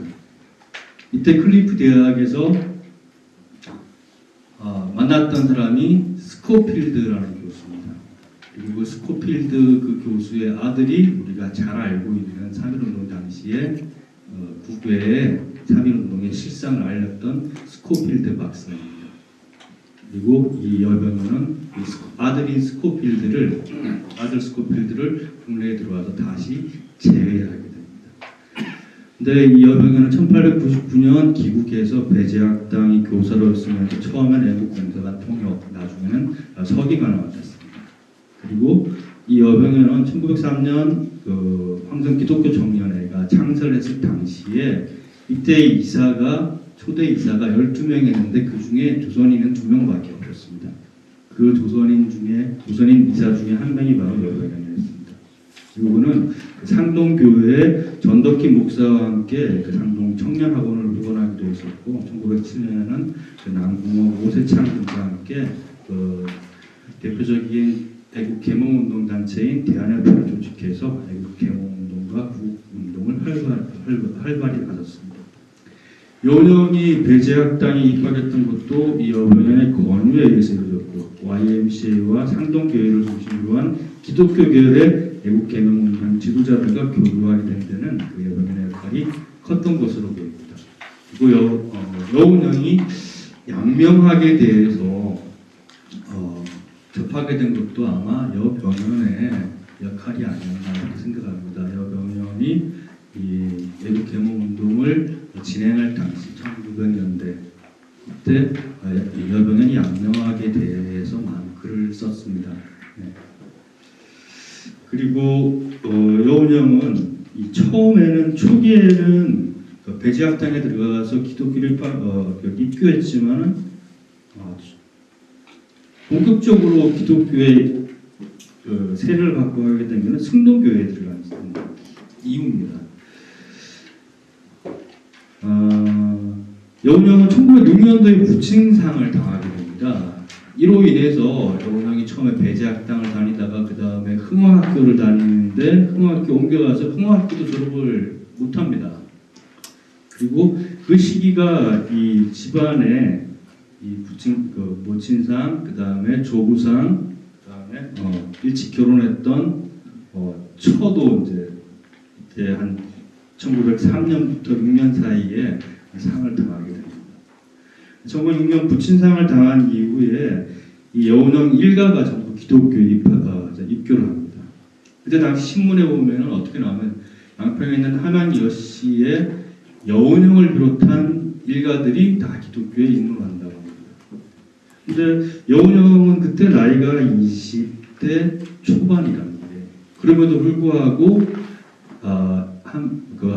양평의 함양여씨를 소개하는데 여운형을 비롯한 이렇게 나온다는 거 봐서는 여운형이 이 함양여씨들이 기독교에 입교하는데 중심적인 역할을 했음을 보여주고 또 양평 함양여씨에서 여씨 일가에서 여운형이 차지하는 역할을 보여주지 않나 이렇게 생각합니다. 그래서 이 여운형은 부친상을 당한 이후에 집에 있던 노비들을 다 해방하고 그들이 가지고 있던 노비 문서도 다 불사르고 그들이 지고 있던 이 빈 문서까지 쏟아간다고 합니다. 그리고 그 당시에 이 고향인 양평 신원리 묘골에 광동학교와 더불어서 묘곡교회를 설립했습니다. 이때 그에게 입교를 권유하고 학교와 교회 설립을 지원했던 사람이 바로 서울 승동교회 선교사 클라크였습니다. 찰스 알렌 클라크, 그다음에 우리말로 과관리하는 목사였습니다. 이후 여운형은 클라크 선교사를 도와서 승동교회 조사, 제가 기독교 잘 몰라서 그러는데 아마 당시에는 이게 조사가 전도사와 비슷한 역할이지 않나 이렇게 생각합니다. 근데 이 승동교회도 굉장히 특이한 교회였습니다. 저보다 더 잘 아시겠지만 별명이 백정교회였을 정도로 창민, 천민 출신의 신자들이 많았습니다. 실제로 이 교회에는 백정 출신의 장로가 있었는데 그가 바로 1889년 만민공동회에서 연설했던 박승춘입니다. 그리고 그의 아들이 제중원의학교 1회 졸업생으로 우리나라 최초의 7명의 의사 중 한 명으로 만주에서 독립군의로 활약했던 박서양입니다. 박성춘과 박서양 또한 이 여운형과 비슷한 시기에 승동교회 그리고 YMCA에서 활동했었기에 여운형과 이들 간의 교류가 있었을 것으로 생각되었습니다. 한편 여운형은 당시 구국 계몽운동의 중심이었던 상동교회와 전덕희 목사가 주최하는 상동 청년학원에도 참여했습니다. 이 역할에도 아까 말씀드린 것처럼 여명연이 중심적인 중요한 역할을 했을 것 같습니다.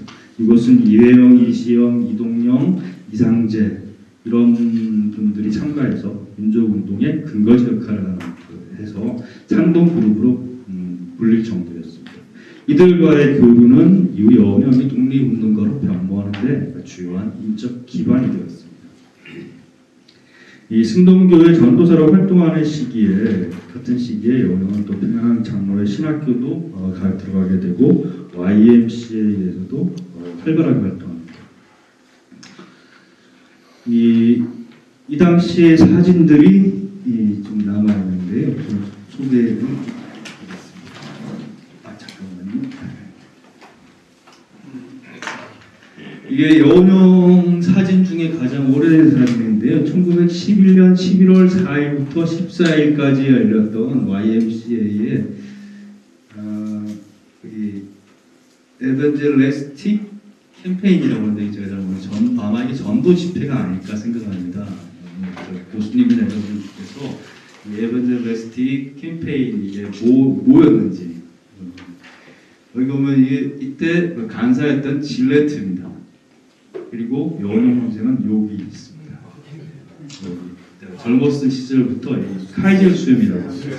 카이젤 수염 이때 여운형은 운동부 부장, YMCA 운동부 부장을 맡았다고 했고요. 또 이 사진에는 아주 여러분들이 잘 알고 계시는 주요한 사람이 있는데 이분입니다. 이분은 당시 미국에서 박사학위를 받고 돌아와서 학생부 간사였던 이승만 전 대통령입니다.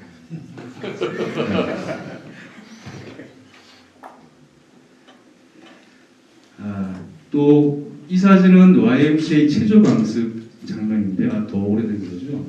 이 덴마크 체조를 하는데 이 앞에 교사로 있었던 사람이 바로 김규식입니다. 김규식 선생은 다 아시다시피 그 세문안교회 장로로 있으면서 YMCA에서도 활동했습니다.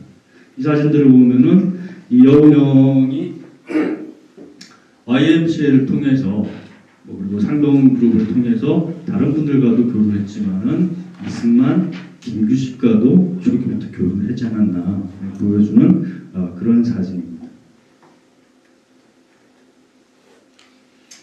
그래서 이제 1913년 8월 1일에 있었던 YMCA에서 제1회 학생연합 하기 대사경회, 사경회라고 적혀있는데 이게 지금으로 치면 성경 공부하는 모임인 것 같아요.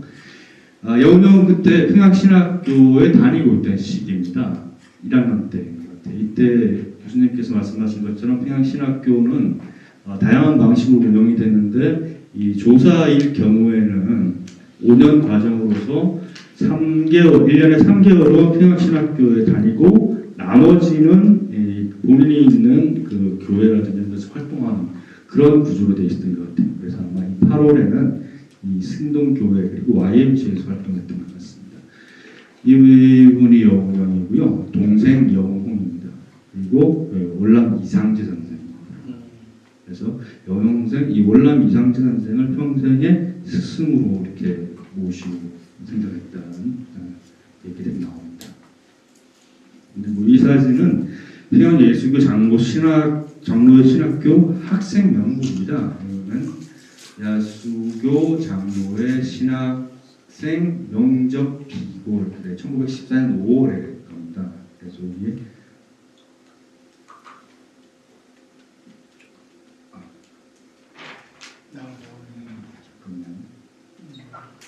이게 죄송합니다. 2학년생 55명 중에 이제 뭐 강규창부터 시작해서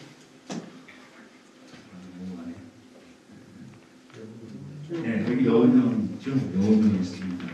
한양인 정혜생, 근데 이게 잘못된 것 같아요. 정혜생이면 87년인데 병술년입니다. 병술생입니다.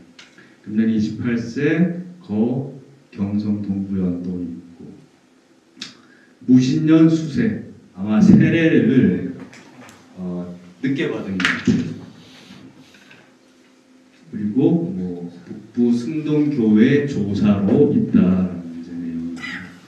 이게 2학년 때인데 이게 이제 1914년 5월입니다. 근데 이해 말 혹은 15년 초에 그 중국에 있는 남미인 금능대학교로 갑니다.